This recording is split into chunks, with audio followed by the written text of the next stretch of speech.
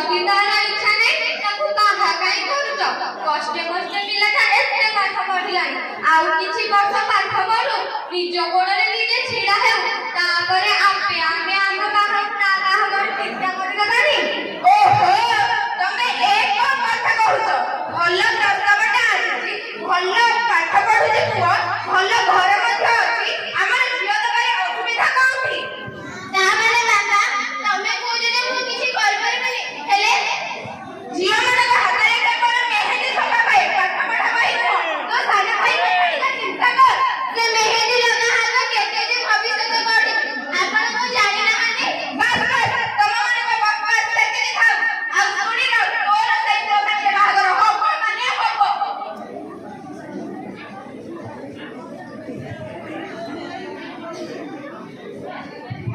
ବାପାଙ୍କ କଥା ଅନୁସାରେ ଝିଅର ବାହାଘର ଗୋଟେ ଚାକିରିଆ ପୁଅ ଯିଏକି ଇଞ୍ଜିନିୟର ଥିଲା ବିଦେଶରେ ତା ସହ ହେଇଯାଇଛି। ଚାଲନ୍ତୁ ସେମାନେ ଏବେ ଆଶୀର୍ବାଦ ନେବାକୁ।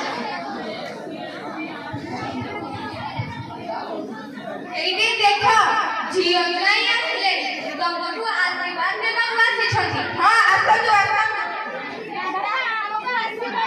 ଭଲରେ ରୁହନ୍ତୁ। ଆମକୁ ଆଶୀର୍ବାଦ କର, ତମର ମଙ୍ଗଳ ହେଉ।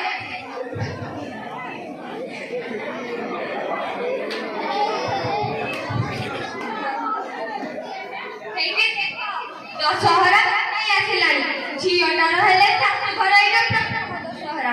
କଣ ଭାରତ ଯିବନି କି? ଓହୋ, ଭାରତର କଣ ଯେ? କଥାରେ ନାହିଁ, ଏଲି ନାରୀ ହେଲି ପାଇ। ତାକୁ ତ ମୁଁ ଏତେ କଥା ଦେଇ ତାକୁ ବିବାହ କରିବି, ଆଉ ଭାର ପୁଣି କଣ ଯେ? ହେଲେ ସେ ଆମ ଝିଅ। ମୁଁ କିଛି ଆଉ ଶୁଣିପାରିବି ନାହିଁ। ସେଇଠି ଶୁଣ, ଟିକିଏ ଶୁଣ। ବାହାଘରର କିଛି ବର୍ଷ ପରେ ପୁଅ ତା ଗୋଟେ ଦୁର୍ଘଟଣାରେ ତା ଆଖି ଦିଟା ହରାଇଛି। ଝିଅକୁ ଏବେ ତା ଘର ସମ୍ଭାଳିବାକୁ ପଡୁଛି। ଚାଲନ୍ତୁ ସେମାନେ କଣ ହଉଛି ଦେଖିବା।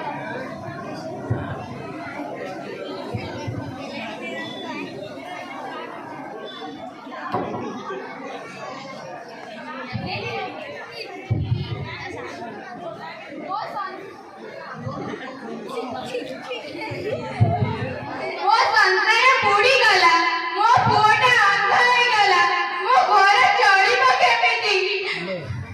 କଣ ହେଇଛି ବୋଉ? ଆପଣ ଏମିତି ମନ ଦୁଃଖ କରି ବସିଛନ୍ତି? କିଛି ଅସୁବିଧା ହଉଛି? ଆପଣ ଯଦି ଖରାପ ନ ଭାବନ୍ତି, ମୁଁ ଗୋଟେ କଥା କହିବି। ମୋ ଇଚ୍ଛା ବାହାରେ ଯାଇକି କିଛି ଚାକିରି କରିବାକୁ। ତୁ ଯଦି ବୋହୂଟେ ହେଇକି ଯଦି ଯାଇ ବାହାରେ ଚାକିରି କରିବୁ, ବାହାର ଲୋକେ କଣ କହିବେ? ବୋଉ, ଆମକୁ ବାହାର ଲୋକଙ୍କ ଠାରୁ କଣ ମିଳୁଛି? ଆମକୁ ଆମ ପରିବାର ଚଳେଇବାର ଅଛି। ଠିକ ଅଛି, ତାହେଲେ ତୁ ଆଜିଠୁ ଯାଇକି ବାହାରେ ଚାକିରି କରିବୁ।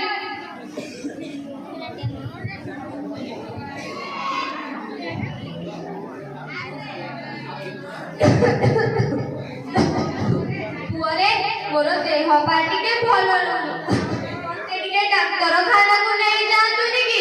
ଓହୋ, ଖାଲି ଡାକ୍ତରଖାନା, ମୋ ପାଖରେ ଆଉ ଟଙ୍କା ନାହିଁ ଖର୍ଚ୍ଚ କରିବାକୁ। ହଉ ରେ ପୁଅ।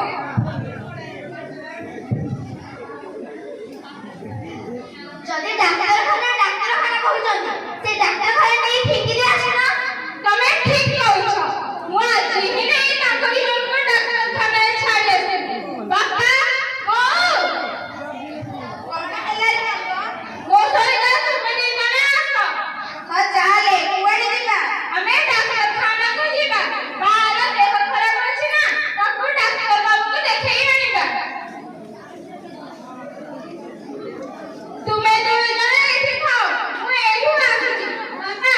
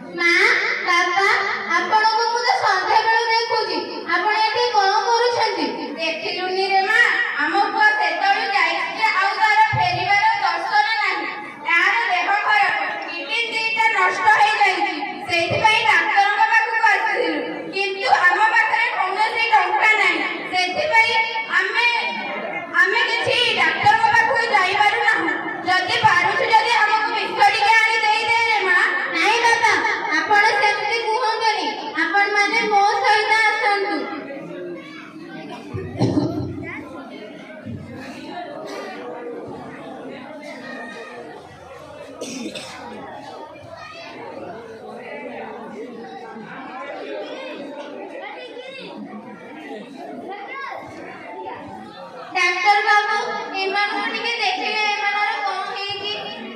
କଣ କିଛି ତମର? ଡାକ୍ତର ବାବୁ ୟାର ଦେହ ଖରାପ ଅଛି ଆଉ ସେ ରାତି ସାରା ଖାସି ଖାସି ଶୋଇପାରୁନାହିଁ ବାବୁ।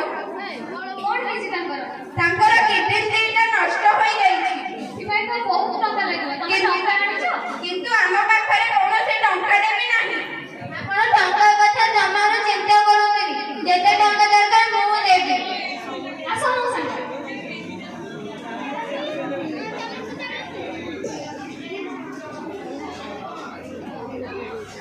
ଏବେ ତମ ଦେହ ସମ୍ପୂର୍ଣ୍ଣ ଭାବେ ଠିକ ହେଇଯାଇଛି।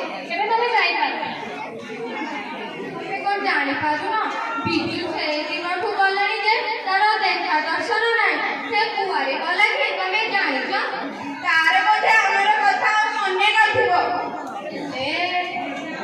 ଆପଣମାନେ ଚିନ୍ତା କରନ୍ତୁନି। ଆପଣ ମୋ ସହିତ ଆମ ଘରେ ରହିବେ। ହେଲେ ଝିଅ, ତୁ ପରା ଜଣେ ବିବାହିତା ନାରୀ। ଆମେ ଯଦି ତୋ ପରିବାରକୁ ଯିବୁ ତମ ଘରେ ତୋର କିଛି ଅସୁବିଧା